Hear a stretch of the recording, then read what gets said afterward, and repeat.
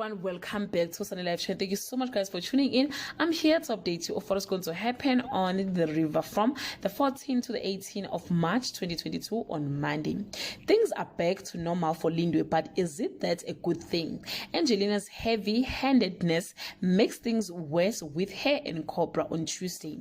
Lindwe is struggling not to scratch an itchy that won't go away. The Mokwenas have their hands full with Cobra and Angelina on Wednesday. Lindiwe and Zuli's perfectly lickly bubbles is passed by a diamond and a blast from the past. Cobra's resistance to starting a new life takes another 10 on Thursday.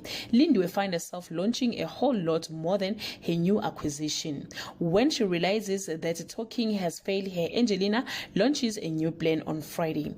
After everything that have been through, Angelina is left with only one solution for her relationship. Ngobi realizes that he might have more than one problem in his hands. Guys, this is all I have for today. You can leave your comment below and share your opinion.